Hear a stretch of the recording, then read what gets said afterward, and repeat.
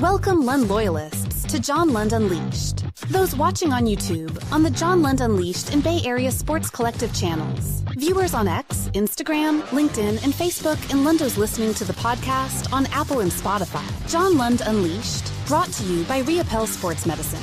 Got pain? Check out our revolutionary stem cell treatments. And guys, if low T is bringing you down, 𝐟𝐸𝐵L Sports Medicine can put you back in the game.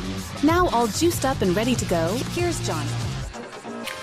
What's happening? Thanks for joining us. Sorry we're late today. Just had some things to get done this morning, and now we are back on track. Good morning, good morning, good morning. What is today? It's trash day, so it's Tuesday. Thanks for joining us on this Tuesday edition of the show. Kind of changed up we had so much Giants on the lead of the show that we decided to change it up with some Warriors today. There's official NBA offseason, so the Warriors officially on the hunt for a big man, and some people writing about it today, so I thought I would discuss. It is episode 174. Warriors need size. First big trade of the offseason. The Giants going through a stretch here that they need to dominate the key stretch, the key Giants in that stretch as well.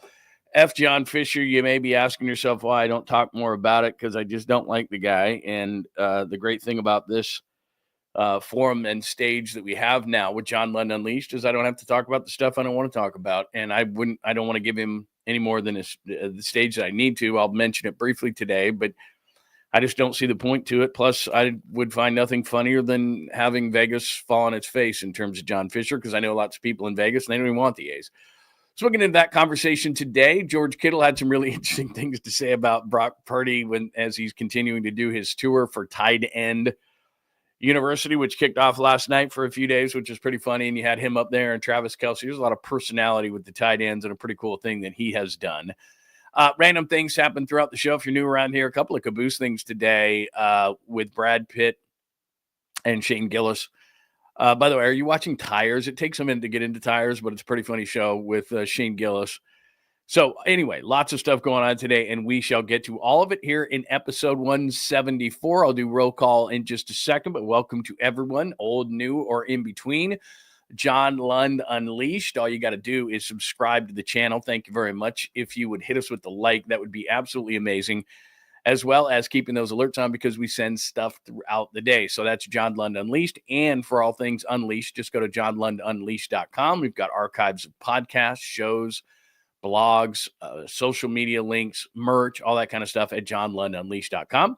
That big B in my left-hand corner is Bay Area Sports Collective, which is my show, Tom Tolbert.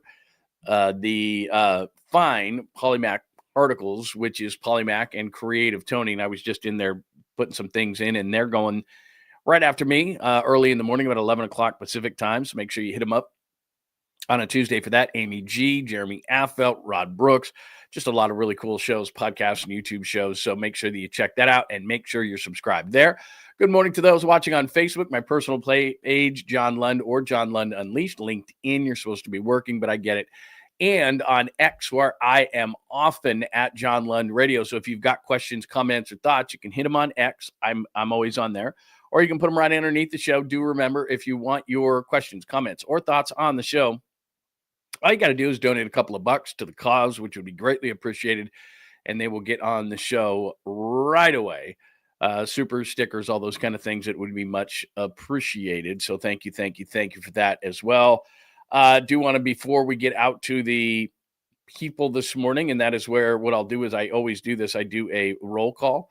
So before I get to the roll call and say hello to everybody, and you can be part of the roll call in the morning, all you got to do is come on over to the chat room, join up, and then hit us up on the chat room. Cost you nothing. Great community, a lot of fun. We enjoy everybody.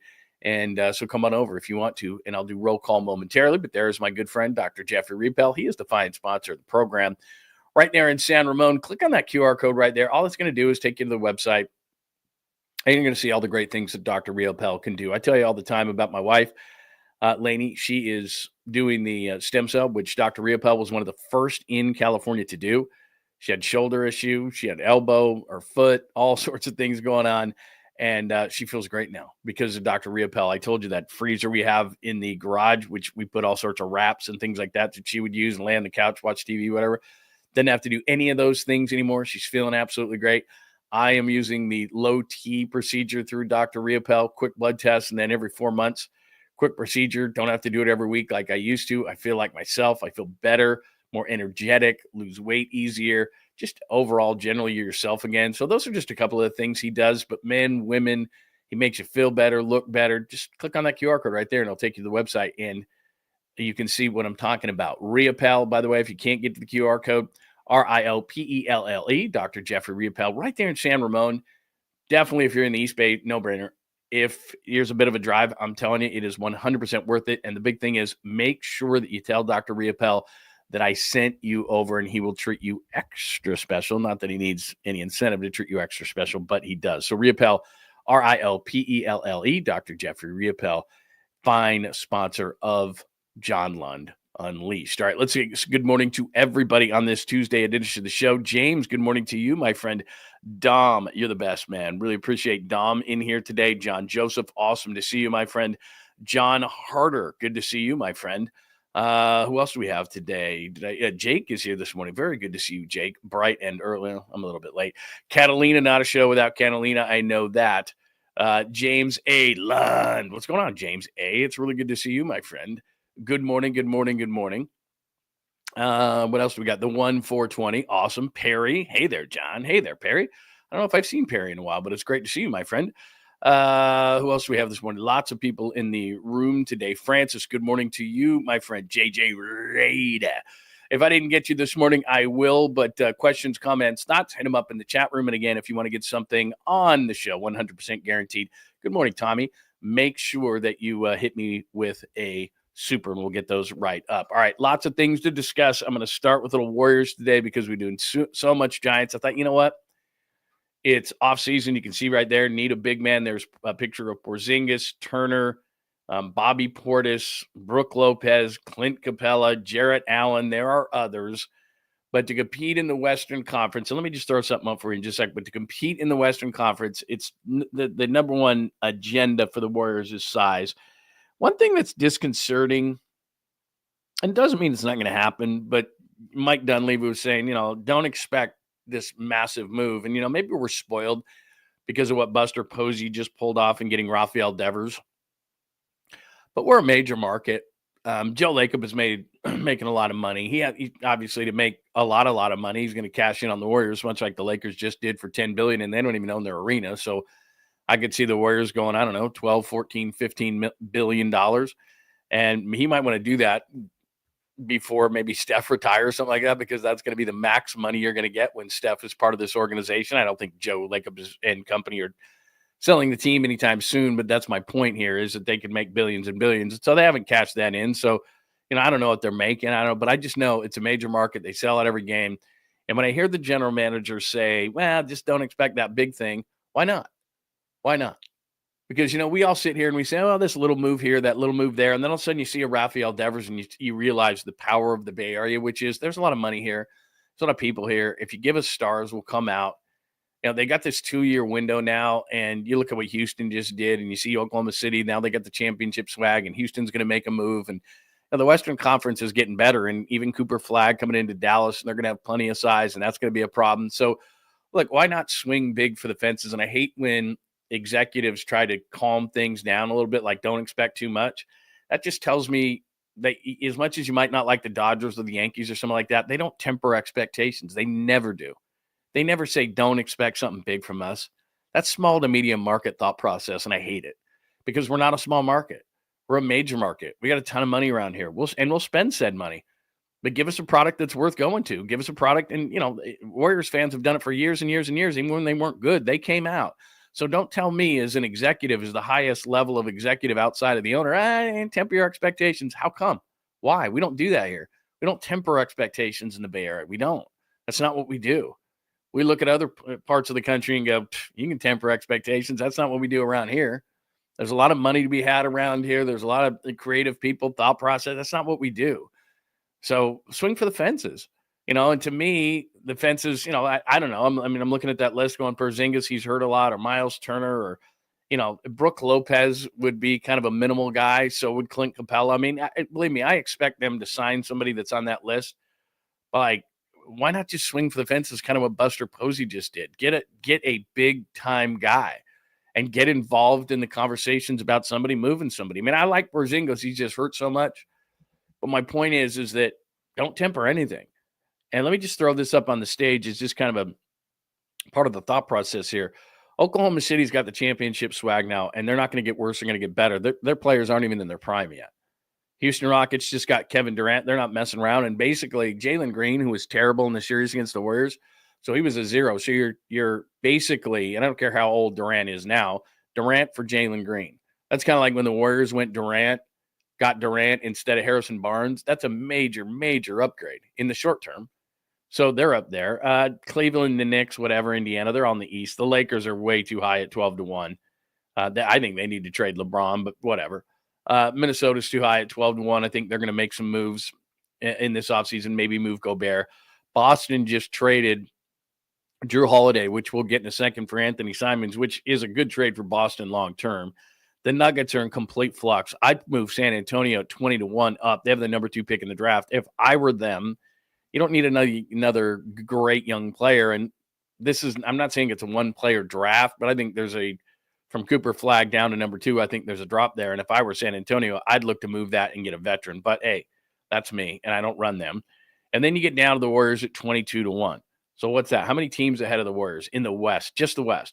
So Oklahoma City, Houston, the Lakers, which I disagree with, Minnesota's 4, Nuggets 5, Spurs 6. So according to the odds and according to Vegas, they have the 7th best odds to win in the Western Conference. So let me go back to Mike Dunleavy. You are the 7th according to the odds, and Vegas didn't get rich by losing.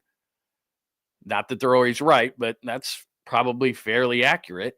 Okay, they have you 7th in the West by odds. Don't you need to swing for the fences? This 2-year plan that you have? I mean, even if we want to be optimistic about the Warriors, Oklahoma City's better. Houston's better. I don't know about the Lakers. Minnesota just knocked you out of the playoffs. I get it. No Steph. Denver, I'm not sure about. They're in complete flux to me. They need some stuff. San Antonio, to me, is underrated. I think San Antonio is about ready to take off here. They're a couple of years, like they're a younger, less experienced version of Oklahoma City, but they could be a team that could really take off, especially if they could add a veteran or two. And then, I don't know, the Clippers, whatever. Dallas, we'll see. I think Dallas is going to be a pain in the ass more to the Clippers, or excuse me, to the Warriors if they don't get some size here, which they will.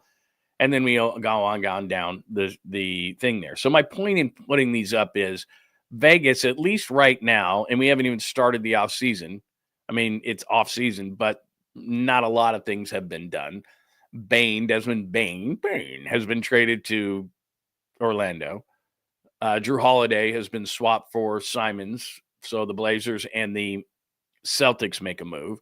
I think the Celtics are going to be incredibly aggressive because they don't have Jason Tatum, but I'm just staying to the Western Conference. So our good friend Monty Poole wrote a piece. Let me just share my screen with you real quick. So our friend Monty Poole wrote a piece talking about possible bigs that the Warriors could go after. Let me see if I can find that. If I can't, I'll just discuss. I thought I had it up. Maybe I shut that window down. So maybe I did. Maybe I shut that down. I thought I had it up here, but I didn't. But it doesn't look like I do. But it doesn't really matter to me. So I wrote a list of guys here. Let me just pop it up that I was thinking about would be somebody that or people that would make sense as far as the Warriors are concerned. Now, Miles Turner's a guy. Those guys that I put on the list right there, put on the thing. Porzingis, he's hurt a lot. Miles Turner, doubt he's leaving Indiana. Bobby Portis, that could be a guy in play because I think Milwaukee's probably going to blow this thing up. Brook Lopez wouldn't excite you, but he can shoot. He's a stretch big. He's a decent defender, a little bit older. I get it, but that fits right on with this team. Clint Capella made over $20 million last year and has made a lot of money in his career between Houston and Atlanta, but he's a free agent. I don't think he'd make a ton of money. And the reason I put Jared Allen up there is obviously he's not a shooter. He's a pure defender, and he would be awesome because he can be a rim runner. He can be a lob guy. He's not going to shoot for it. He's not going to stretch the floor. So, Jimmy Butler's not a shooter. Draymond Green's not a shooter. I mean, if you put Jared Allen into there, then it's Porzingis. It's Podziemski and Curry in the backcourt. They can shoot it. Butler's a mid-range guy. Draymond thinks he's a three-point shooter, isn't. And Jared Allen isn't a shooter. So you don't really have enough shooting on the floor. You're looking for a stretch big is really what you're looking for. But I wouldn't kick Jared Allen out if they could somehow get him. And does Cleveland overreact in the offseason and say, okay, we didn't win. what do we do? But some of the names I wrote down, Porzingis is a big, Bobby Portis Jr., Naz Reid, I don't think is a guy that they could get. I think that Minnesota probably keeps him. Jarrett Allen, like I said, I really like Jarrett Allen a lot. Would the Cavaliers do a Kuminga thing? All these trades, by the way, would necessitate that you're going to move Jonathan Kuminga. Who else did I write down? There's some bigs here. Anyway, that's, Vucevic is a guy that everybody's talked about. I'm not a big Vucevic guy. I got to be honest with you. He just doesn't defend at all. He's got one more year left at $21.5 million. Nice offensive player, don't get me wrong, but I don't love the match with the Warriors. For some reason, I just think it's going to be Brook Lopez, which I don't think is going to be enough. So those are some of the names that are being bandied about as far as the Warriors. I'd love to get your thoughts on some size for the Warriors, because as I just showed you on the odds, Vegas says they're 7th in the West, and I really have a hard time debating it a whole lot. Like I said, Oklahoma City's better, Houston's better, that's 2. The Lakers, I'm not going to put them ahead of the Warriors. The Timberwolves just beat them, so that's 3 that's ahead of them for sure. The Nuggets, I'm not sure. San Antonio, I'd put them ahead of the Warriors right now, that's 4. So in my world, maybe they're 5th in the West, which tells me that if I'm Mike Dunleavy Jr., I got to go to the powers that be and Joe Lacob and say, look, I know you already gave us money and went back into the tax for Jimmy Butler, but we're already in this thing.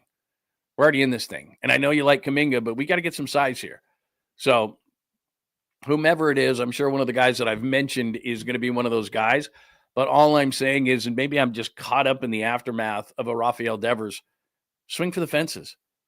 Swing for the fences, because Oklahoma City is better than you, and now they have championship swag. Houston, you got by barely, but you put Durant on that team, and they're much better, and they hardly have to give up anything. Dillon Brooks was just put in there for financial purposes. Jalen Green was a complete zero against the Warriors in the playoffs, and the 10th overall pick is a dartboard throw. So Houston's going to be better. Let's just assume general health. Houston's going to be better. San Antonio's got another year under their belt, and De'Aaron Fox gets a full year of playing in San Antonio. They're the 2nd overall pick in the draft. Like I said, if I'm San Antonio, I move that because the time is now, and the Western Conference is going to be tough. At least those 3 teams, I think San Antonio is going to be in the top 4 next year. And the Warriors look at themselves and say, we have a 2-year window. Well, that 2-year window without any size, nothing. And I don't know that you can beat Oklahoma City, Houston, San Antonio anyway. So I think Mike Dunleavy has a job, and it's to convince Joe Lacob that, look, we're already in the luxury tax here. You already committed on Jimmy Butler. We got to go balls out for this whole thing. There's just not enough talent right now. And if it's Brook Lopez in the offseason. Not a bad ad. I'm not saying it is, but he's a 20-minute-a-night guy, and you've got to get somebody more athletic than that. Okay, that's not bad. Now, where's your other guy? Because a lot of the teams that you're going up against, they got a couple of guys with size. I mean, if you looked at Minnesota, if you looked at Houston in the playoffs, the teams that you played, that was difficult. And then, Oklahoma City, they've got the bigs. They've got Hartenstein and Holmgren. That's going to be tough. San Antonio's got size. So everybody's got size. And most teams have a couple of guys that you're going to have to deal with. So that's the Warriors side of things. Get some size. Holiday traded. Drew Holiday. Boston's interesting in this offseason. They're going to be a team to watch. I know they're in the Eastern Conference, and it doesn't directly affect the Warriors. But Drew Holiday goes to Portland, which tells me Portland's trying to win. They take on the money of Holiday, which is weird. Simons is an expiring contract, but a younger athletic player. And Boston's looking at this thing going, okay, we don't have Jason Tatum. Are they possibly blowing things up? Because I tell you, if I'm the Warriors, and I know it's not size, but I'm calling about Jaylen Brown just in case. Just in case. Because what Jaylen Brown can do is be a guy that after Curry's gone, like if they just went younger and got Simons, do you have interest in Kuminga? I don't know what Boston's thought is on Kuminga, but like I said, yeah, go get size. But if I can go get Jaylen Brown and give up Kuminga, I don't know, again, some kind of a sign and trade deal. I don't know. You want to give up Moody in that deal? Sure. You want to give us some picks? Sure. But Jaylen Brown's kind of a different kind of a deal. I know he's only 6'7", but there's a superior athlete that they defend on a lot of different levels. He's a bit redundant in Jimmy Butler, but Brown can shoot a little bit more from the outside. I wouldn't say he's a great three-point shooter, but that would be a guy I'd make an exception for. Yeah, you got to get size. But, free agent Clint Capella, free agent Brook Lopez. I don't love those guys, but I'm simply saying that I would definitely call Boston and say, okay, you just moved Holiday for Simons. Jason Tatum's going to miss most, if not all, of next year. Are you guys rebuilding? Just in case. Are you guys retooling? Whatever it is you want to talk about, just in case, I would definitely call them. So anyway, there's that. There's some NBA stuff. And again, we're going to talk a ton in the offseason about it. The Warriors, I think, are going to be a team that everybody's going to talk about because I don't care what the organization says. And I can be proven wrong in this, and that's fine. I don't care what the organization says about how much they like Kuminga or anything like that. I tell you this all the time. Players are more empowered in the NBA than they are in any other sport, which means Jonathan Kuminga, ultimately, we are at the point where Warriors have control, Warriors have control. Now Kuminga has control. Because I know he's a restricted free agent, but you know what? If he doesn't want to play here, he'll just say, look, man, I'm not going to sign here long term. Just let's move me. It's time. And the guy that wasn't in the rotation, was pissed off and all this, that's still the same guy. And I don't care what the relationship is between Lakeup and Kuminga. He's sitting there going, look, I've seen these guys from my draft class all get opportunities, and I haven't yet. And you want me to still remain patient? You've got a 2-year window right now, and the analytics say I can't play with Jimmy Butler and Steph Curry and Draymond Green. That I'm not that kind of a so I don't really mix with those guys. And now you're going to try to convince me that even though you didn't have me in the rotation and until Steph got hurt, that you're going to have me in it now? I don't buy it. So if I'm Kuminga and I'm his agent, or more so his agent, I just tell the Warriors, look, you got to move me. It's time. So the Warriors don't have the power. Kuminga has the power, and Kuminga will ultimately decide if he wants to stay. And logic just tells you, just logic. Why would he want to stay? I mean, they can pay him the most. They won't. And he can go somewhere else, get a bunch of money, get a fresh start, get pretty much a guaranteed spot to get 30, 35 minutes a night. And the one thing that is in Kuminga's mind, I'm sure, is, okay, I think I can do this. And he would never outwardly say he couldn't, but he's probably like, I'm 99% sure that I can really do this and be an all-star and be a really good player and lead a team. But there's that 1% that says, but I haven't had the chance. So I'm not 100% sure, but I'm damn close to being sure. So I need to know. He needs to know. He's been in the league long enough, and I know he's still a young player, but in terms of being in the league, he's been here, 4 or 5 years now? It's like, it's time. 4 years, I think. So it's time. He needs to find out, and I don't think he's going to agree to anything, especially long-term with the Warriors, which means he's going to be the major piece that gets them some size. So anyway, we'll talk a ton about those things in the offseason, but like I said, I just wanted to show you those odds. If you're 7th in the Western Conference, 22-1, if Vegas is saying they think you're 7th in the Western Conference, whether you want to think they're ahead of San Antonio or Denver or certainly the Lakers, whatever, they're in that 4 or 5 range. They are not in the elite class of the West right now. They're not with Oklahoma City. They're not with Houston. I don't think they're with San Antonio. I think San Antonio is going to make a jump. You could debate Minnesota, Denver, the Lakers, but they got to make a swing for the fences. This 2-year window, that ain't what they have right now. That's not getting it done. And you can add a Brook Lopez or a Clint Capella or a lower end type of guy, and that's still not getting it done either. So if you're serious about this 2-year window and you're Joe Lakeup and you're saying to yourself, well, we're in a 2-year window here, you might as well just go balls out. You might as well just spend it all, because in 2 years when all these contracts are up, you're going to be back in the lottery and it doesn't matter. So you might as well just swing now. And that's what I would tell Mike Dunleavy. Get me the biggest, best deal you can. And that doesn't mean Capella, and that doesn't mean Brook Lopez, and that doesn't mean, could it be Porzingis? Could it be Jared Allen? Porzingis is a really big name. It's just that availability is the best ability, and he doesn't have it. So I would not be overly excited for Porzingis. So many times you look up and there he is in a suit. And you're like, damn, he looks good in a suit, but love of God, man. All right, before we move on to some baseball discussion, what do people think? Off-season for the NBA, is there a specific name, guy that you like? Yeah, I think, like I said, Brad Stevens is smart, man. Brad Stevens is really smart. And that play today, the trade of Holiday and getting rid of that big contract, and Portland's a strange fit, but they say they're going to keep him for Simons on the last year of a deal. I think that they might just be retooling. So like I said, even though the Warriors need size, you need talent, right? You need talent on your roster. So if they're retooling or whatever the hell they want to call it, and Jaylen Brown's available in some way, shape, or form, I'm absolutely calling them just in case. Even though, he's not the stretch big you need, you might want to just go, just call. Just call. What else do we got? Let's see. I hate talking about John Fisher. I know there's people talking about it. I'll bring it up just because. You want Captain Clay back? I think he's going to be pretty happy being in Dallas this year. Kyrie next to him, Cooper Flagg, Anthony Davis.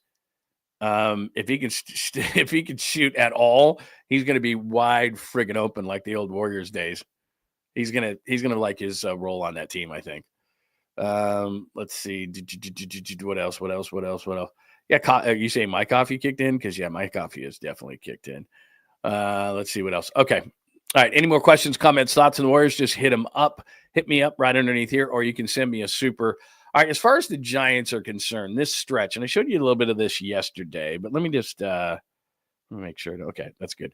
Let me just show you again real quick on this thing, because to me, I'm not going to say that this is the stretch of the season, because that's what everybody says every day, right? Oh, this is it. This is the stretch. This is the big thing.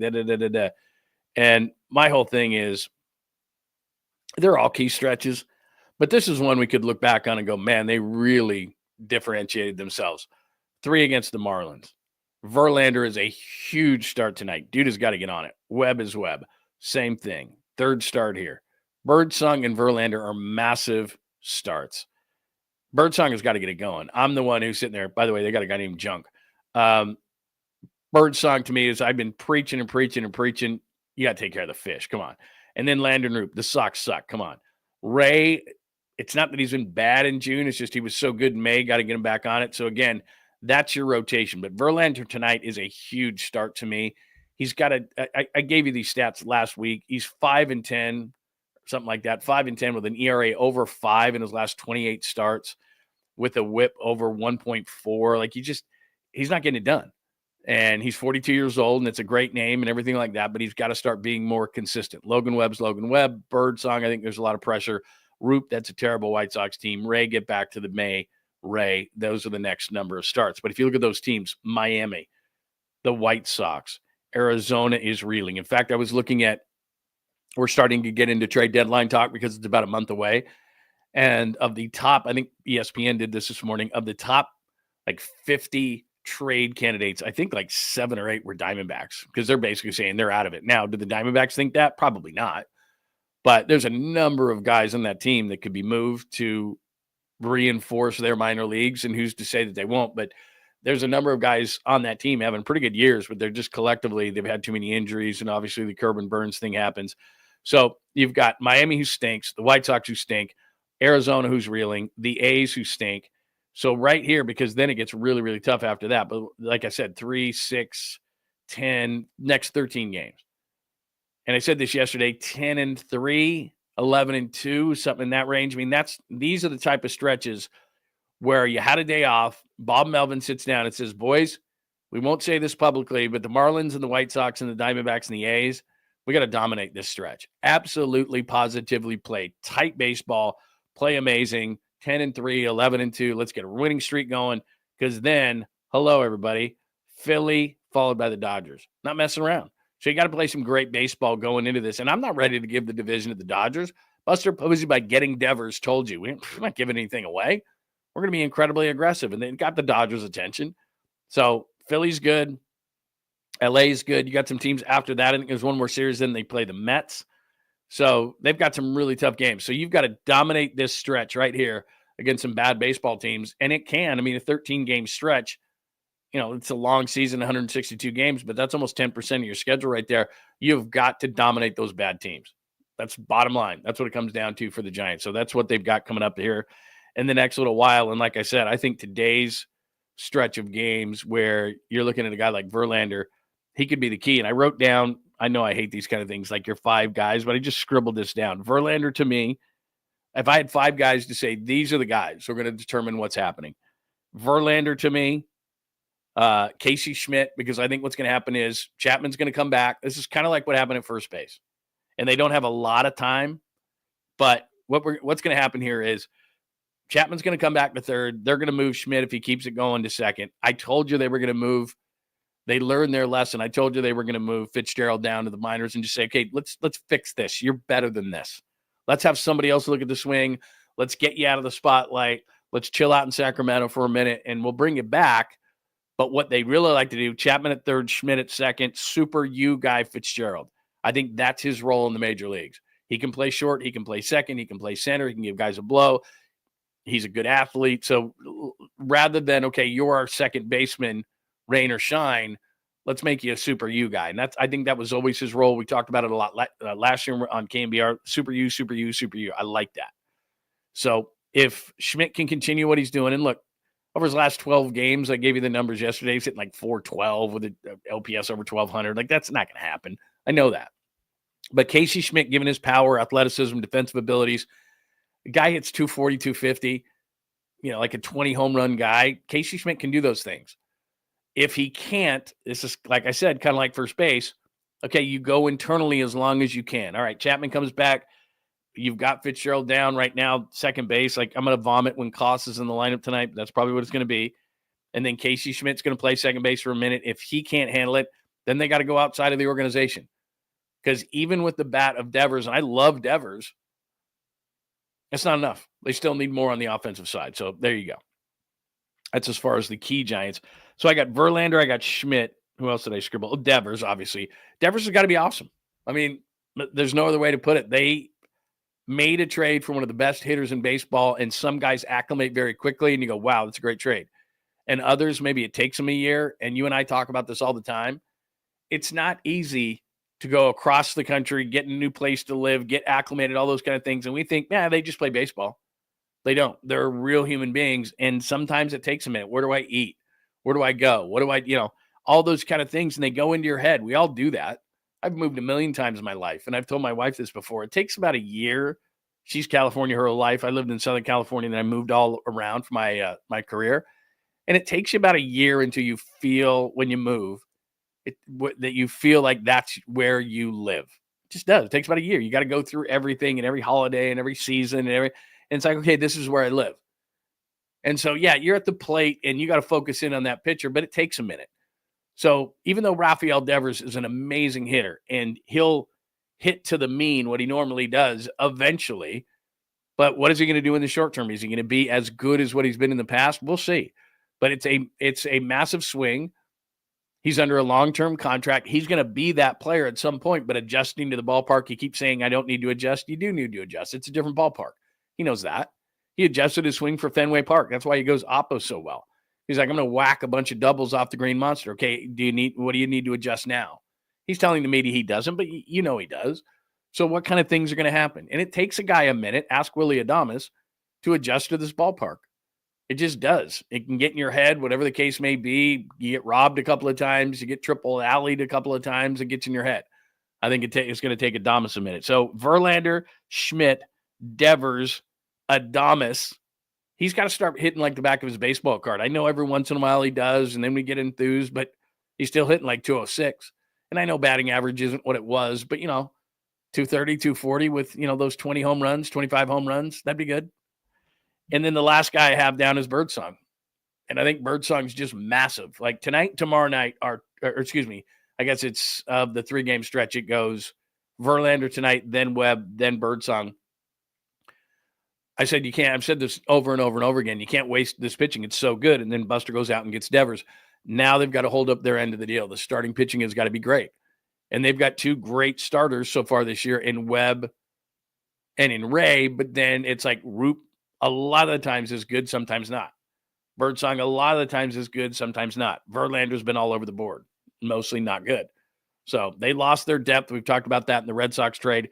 They've got to make sure that they get these guys going because pitching's the name of the game. And I think 2 of those guys in Verlander, and he doesn't have to be a 1, just a solid 5, and Birdsong's got to be that 3, and he can't lose it the way that he does. That's concerning over the last few starts, where it's like he's cruising along, everybody's cool. Woo, all right, this guy's looking good. Whoa, what the hell just happened there?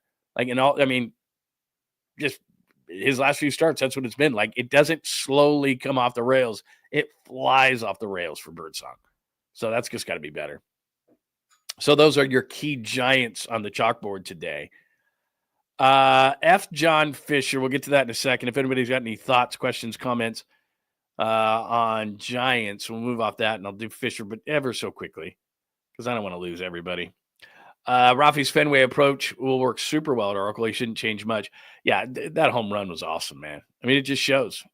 It's funny because everybody talks about, well, like with the shift and everything, well, you can't really change things, and it's really hard to direct the ball where it goes. That guy seems to be able to do it.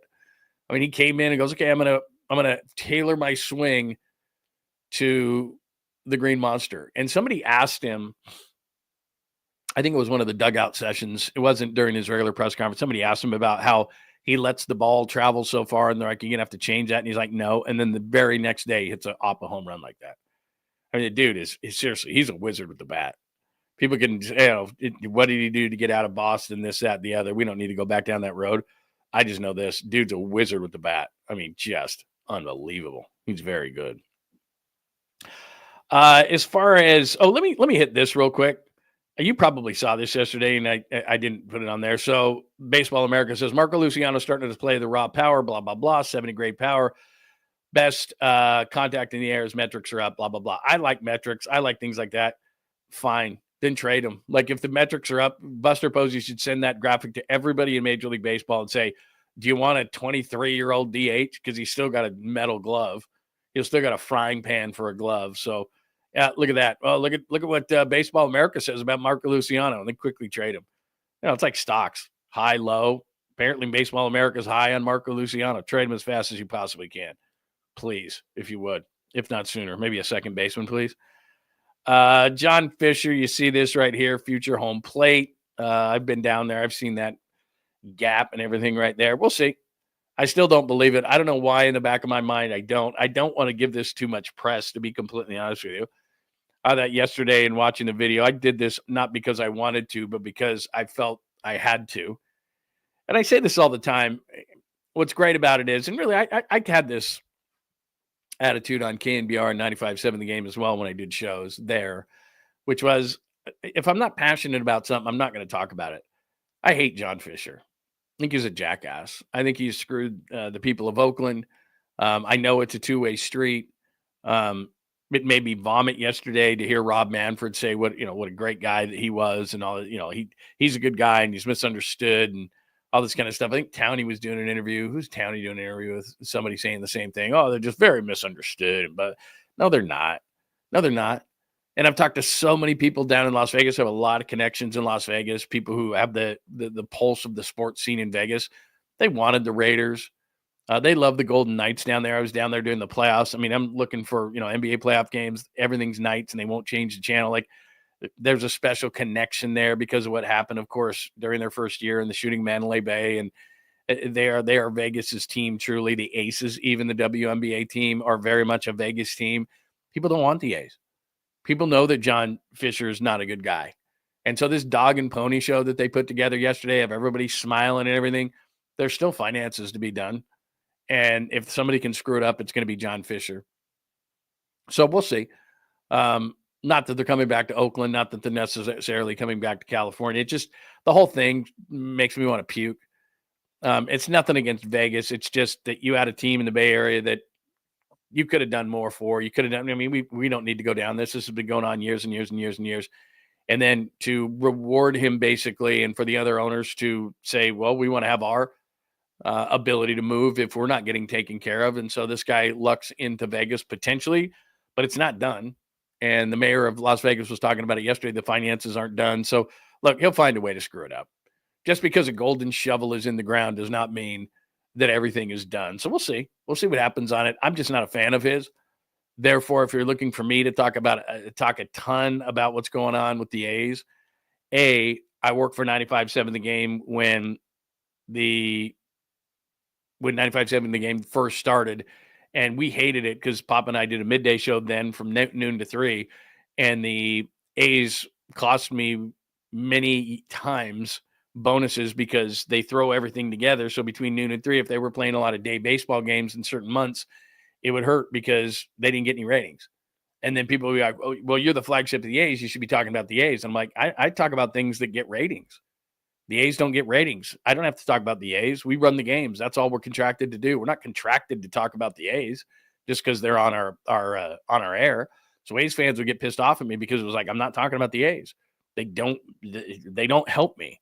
They don't help my ratings. And I don't know why that would be any different just because I was on YouTube or a podcast. They don't help my ratings. So, number one, I only talk about things that I believe that people care about. And I don't know that people care in the Bay Area about the A's leaving. They're already out of the Bay Area. I've done my due diligence and gone up to a couple of games in Sacramento. I don't mind the ballpark. It just feels like spring training. That's all. I think the A's deserve better. I'm not anti-A's at all. A lot of the players I know, I'm good friends with Chris Townsend. I think Ken Korak is absolutely amazing. There's a lot of great people in that front office who do an unbelievable job, but it's all overshadowed by the clown that's John Fisher. That's all there is to it. And so, number one, I don't like talking about the guy because I don't like him. I don't like to give him any publicity in any way, shape, or form, which I am right now, but I don't like to. And I feel like it's a disservice to not at least mention that they had a groundbreaking yesterday in Las Vegas. But watching all these people with their fake smiles on their face, and it's everybody. It's broadcasters that broadcast for them with this big smile on their face, knowing that he's a jackass. It's people saying nice things about John Fisher. It's the disingenuous commissioner of baseball who he is under the thumb of the owners more than any other commissioner in any professional sport. So that's it. I mean, that's the bottom line to the whole thing. I'm not anti-A's. I'm not at all. I got a lot of people that I know within the organization that I really, really like. And if they had a competent owner, these people would be near the top of what they do in baseball. I mean, they have very good people within the organization. It's just they're led by a clown. And it's unfortunate. So then everybody's got to say all these nice things about, this guy yesterday at the press conference, and I wanted to vomit because we all know that it's not true. And we all know that just because you put a golden shovel in the ground doesn't mean that you have a stadium. So they got a long way to go. So we'll see. And believe me, I'm rooting against them. I'm not going to lie. I'm rooting against John Fisher because then I want to see them really scramble, and I want to see what Major League Baseball has to do because I can't stand them. So we'll see. But that's all I'm going to talk about as far as they go. They got a golden shovel in the ground. Congratulations. Way to go. Future home plate. Yeah, we'll see. We'll see. If anybody can screw it up, it'll be that guy. What else do we have here? Oh, did you see? This is really good. I'm moving off that. So I'm going to play something from George Kittle in a minute. That's really good. Any thoughts? Is Joy here? That's very nice. Very, very good to see. If I missed anybody, good morning, Joy. It's very nice to see Joy. All right, let me do this. So this is kind of cool. So this. George Kittle's doing tight end U. There's all sorts of stuff on social media. All the tight ends are in Nashville, his barn, and all this kind of stuff. And it's become this massive thing. And last week he did basically a car wash all the shows. ESPN, Rich Eisen, McAfee. I'm trying to think. He was everywhere, right? Last week, and he's still doing more stuff today because they got a bunch of sponsors and he's promoting it and all that kind of stuff. And I think he was on Barstool yesterday. This is pretty funny. So remember. Obviously you do. Last year when Brock bought all those Toyotas and we were all sitting there going, how can Brock afford to buy Sequoias and whatever the hell else he was buying? So George let us in on a little bit. Plus Brock has a new house. Listen to George Kittle talking some Brock with Barstool promoting Tight End University. On Sequoia, he got 5 Sequoias and 5 Tundras. For the boys. They all got, I think the best part about that too is like everyone's arguing online like, oh my God, he spent his whole contract on these. No, they got free leases. I think everyone gets a 2 to 3 year lease for a Toyota car. Yeah, it's a dub. Yeah. Well, I was like, hey, Brock, get one for your tight end that blocks. Right. And he was like, well, how about you just ask Trent Williams for his? And I was like, how about you ask Trent Williams for it? Because it's your gift. And I was like, how many times do you think Trent Williams is going to drive that car? He just got paid though. He should just buy me a Toyota. What do you get? 250 something? He got 53 a year for 5, I think. That's amazing. Just a quick round of applause. Yeah. Shout out. And he bought a house in Nashville, so he's a neighbor. Oh. Is he out by you? He's like between me and Franklin. Okay. Dude, he has a river on his property and like 2 fully stocked ponds. God. He also, the house that he got too, not to like air out all your stuff, Brock, but I'm going to. They got it from like a former, I don't know if it was like a rock star or a country music artist, but he built like a 25,000 square foot barn to store his tour buses in. 25,000? Yes, it's huge. It's got bedrooms in it. Mm-hmm. It's got a full basketball court in it. It's insane. So like I think they're gonna renovate his house.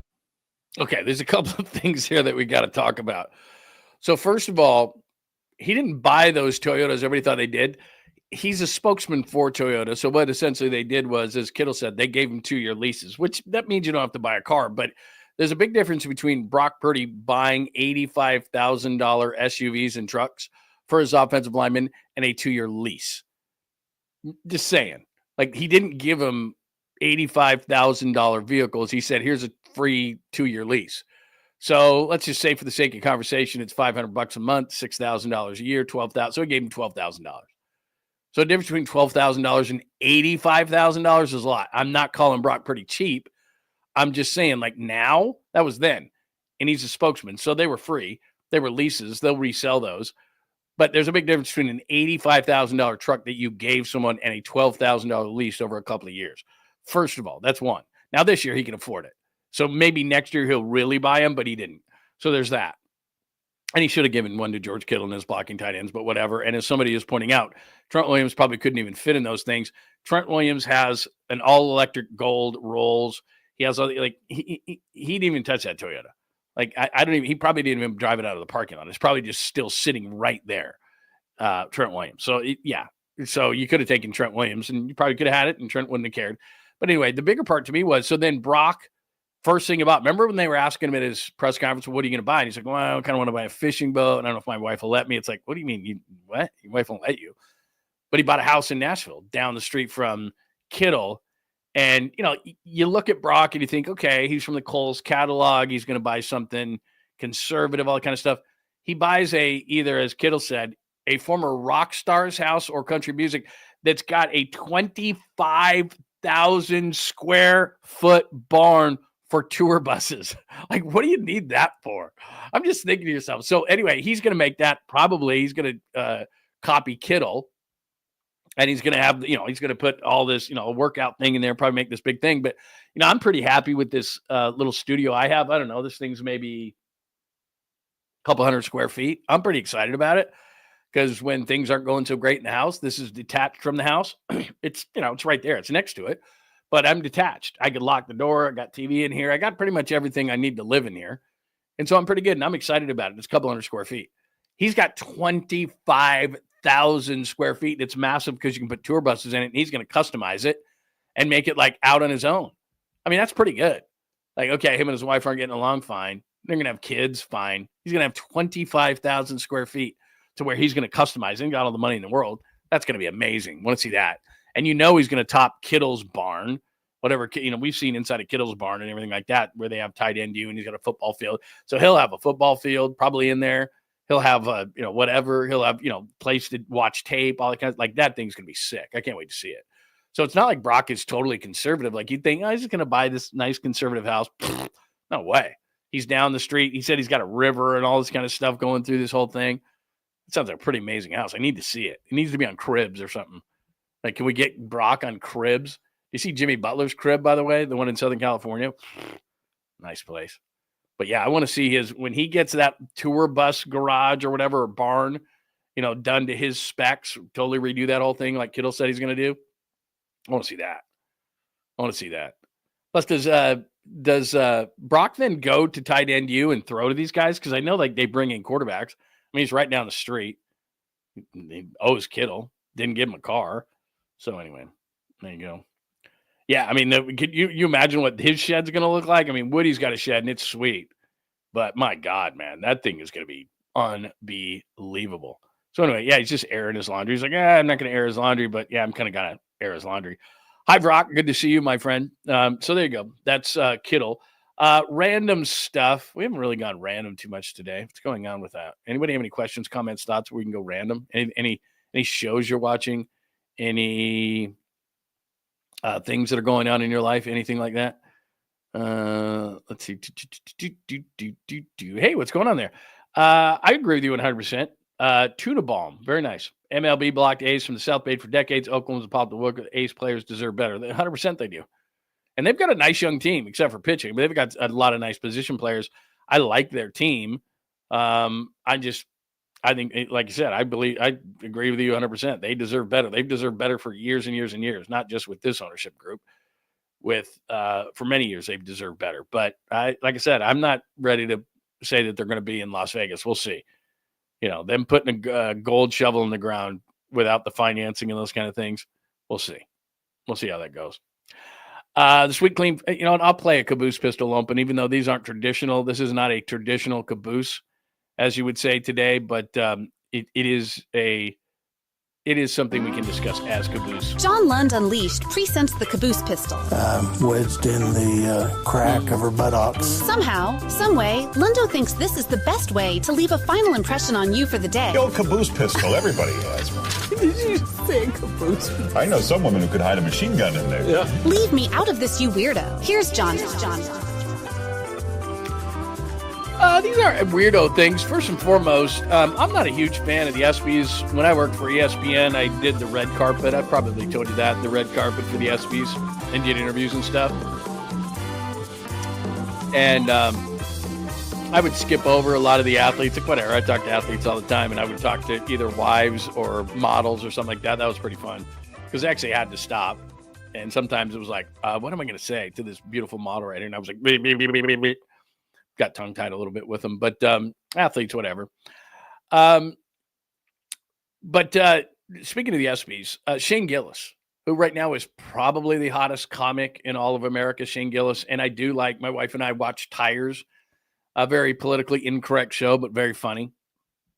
Thomas Hayden Church, I'm a favorite. He was in the show, was Shane Gillis's dad in the show. I don't know the guy who is one of the main characters, like the manager guy, but he's funny. So if you're looking for something to watch, it's got some comedic value and you're a Shane Gillis guy, Tires is pretty funny. I think it's on Netflix. Anyway, he's going to be hosting the ESPYs. And, the ESPYs has gotten so politically correct over the last number of years. And the reason I bring it up, and Tolbert plays this every single year at the ESPYs, it's a far cry from when Norm Macdonald did it. And like, if you make jokes about the athletes, like they're very defensive of other athletes. And so they just like, Peyton Manning, Steph obviously hosted them, things like that. And he didn't roast other athletes, but like Norm Macdonald just roasted the hell out of him. And I think that Shane Gillis will find some middle ground to where it's kind of politically incorrect and kind of funny and those kind of things the way it used to be. So that's what I'm hoping for, because he is very funny and he doesn't exactly do all the politically correct stuff. He'll do some Trump, I'm sure. So anyway, I'm looking forward to it. I think Shane Gillis will do a really nice job as far as hosting the ESPYs. It's not my favorite thing because what the ESPYs tell you basically is it's the slowest day of the year. There's no baseball that day because of the All-Star break. I think it's one of the, what is it, in March? There's another day. But anyway, there's no sports that day. So they throw the ESPYs in the middle of that, and Gillis will host that. And then the second thing I saw was, I'm just amazed. Like they showed, I don't know if you saw this, but I think it's called F1, the new movie for Brad Pitt. And he's 60-something years old, and it's just ridiculous. I mean, HGH or whatever. And then I don't know if Tom Cruise was in The Neighborhood or something. And then there's Tom Cruise, and they come up, and they're both 60-something years old. And you're like, are you kidding me? But anyway, one of my favorite movies of recent ilk, like, I don't know, Once Upon a Time in Hollywood, was that about 5 years ago, something like that, with he and Leonardo DiCaprio. Great movie. Quentin Tarantino. And I think that might be his last. But anyway, he was promoting his movie F1, and somebody asked him about, it's not like Once Upon a Time in Hollywood 2, but I guess it's an offshoot of it. And Brad Pitt was talking about it. So it kind of got me excited because I do like Once Upon a Time in Hollywood. So here is the dreamy Brad Pitt being asked about a project that he's working on similar to Once Upon a Time in Hollywood. Wrote as an episode, not really a sequel, but an episode of the character from Once Upon a Time, and but he didn't want to direct it at this point. And my friend David Fincher, our mutual friend David Fincher, stepped in to direct it. So we're doing that for Netflix. We're going to start in July, and it should be really fun. I'm looking forward to that. So that'll be pretty cool because I'm a fan of Once Upon a Time in Hollywood. I've grown to become a big Brad Pitt fan. I don't know, but years ago, wasn't 2012 when they did Moneyball? I didn't meet him, but I was standing right there. And like, I've told you this before, like I interviewed, I talked to Jack Nicholson at the NBA Finals in 1998. And I said, would you like to come on the radio? And he kind of looked at me because I don't know if you know this story, but so he and Woody Harrelson are walking on the court, right? And they're getting ushered to their seats. And what happens during the NBA Finals is that all these media members are on the floor, and it's actually really difficult for these guys to work out right before the game because there's so much media. And so you see these two guys, and I'm standing there. I got a live mic, and I'm standing there, and I'm looking, and it's like a parting of the Red Sea, and the media doesn't move for anybody, right? Even though it's an NBA court that they really shouldn't be on, but it's this parting of the Red Sea, and I look, and it's Jack Nicholson and Woody Harrelson, and they've got handlers with them or whatever. And like I said, I have a live mic, and I can talk to the producer, and he can hear me. And I say, look, I got this guy, and I'm walking the arena, and they're just throwing it to me. John Lund's got this. I've played the tape of Steve Young before, celebrities, athletes, all this kind of stuff, and I'm just interviewing them before the NBA Finals are going on. So we're within, 30, 40 minutes of the game.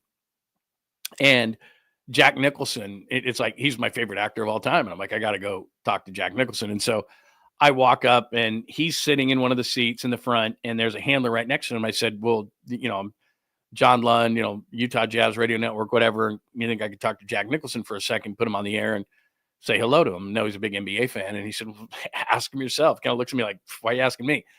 So I turned to Jack and I say, hey, John Lund, blah, blah, blah, Utah Jazz. And, love to get you for a couple of minutes, just get your opinion on, the NBA Finals. And he looks me up and he looks me down. And I don't do the best Jack Nicholson. I'm not saying I do. But he looks me up, looks me down, and says, I really like doing radio, but I don't feel like doing radio today.